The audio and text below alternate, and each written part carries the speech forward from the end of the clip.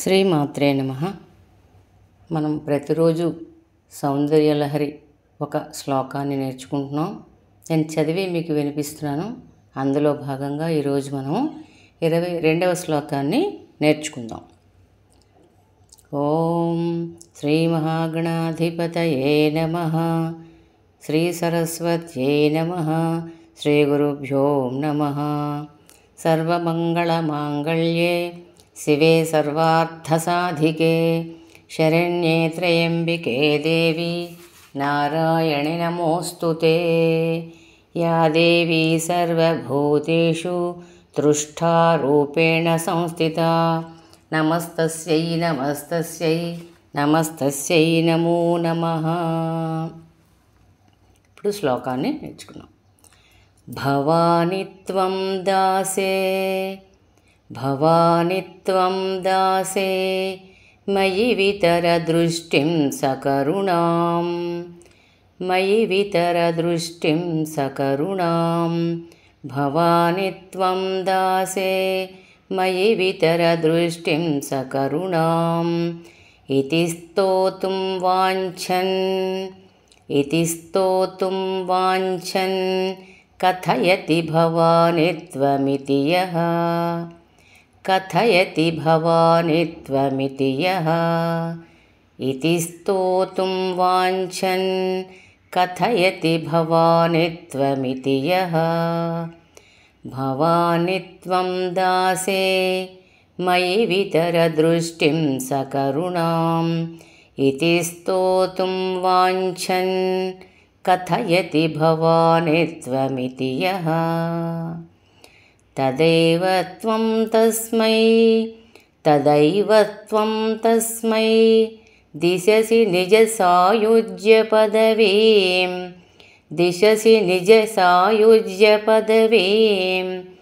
తదైవ త్వం తస్మై దిశసి నిజ సాయుజ్య పదవీం. ముకుంద బ్రహ్మేంద్ర ముకుంద బ్రహ్మేంద్ర స్ఫుటమకుటనీరాజితపదాం స్ఫుటమకుటనీరాజితపదాం. ముకుంద బ్రహ్మేంద్ర స్ఫుటమకుటనీరాజితపదాం. తదైవ త్వం తస్మై దిశసి నిజ సాయుజ్య పదవీ. ముకుంద బ్రహ్మేంద్ర స్ఫుటమకుటనీరాజితపదాం. ఇప్పుడు శ్లోకాన్ని 2 times మళ్ళీ చదువుతాను. భవాని త్వం దాసే మయి వితర దృష్టిం సకరుణాం. ఇతి స్తోతుం వాంఛన్ కథయతి భవాని త్వమితి యః.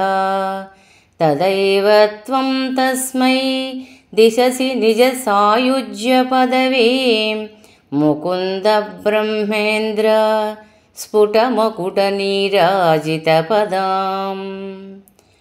భవాని త్వం దాసే మయి వితర దృష్టిం సకరుణాం.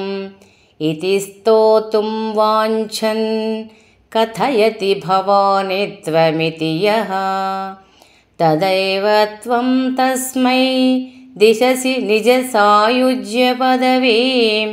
ముకుంద బ్రహ్మేంద్ర స్ఫుటమకుటనీరాజితపదాం. ఈ విధంగా ఈ శ్లోకాన్ని మీరు విని చదివి 10 మందికి షేర్ చేయండి. అమ్మవారి తాలూకా నామాన్ని ఎంత మనము వ్యాప్తి చెందితే అంత అమ్మ కరుణ మనకు ఉంటుంది.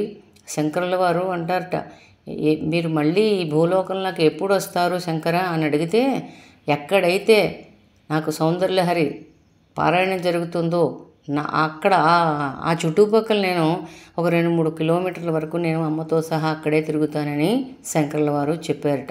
అంత ఇష్టం శంకరుల వారికి సౌందర్యలహరణ. ఆయన ఎన్నో రాశారు, మనకు అందరికీ తెలుసు.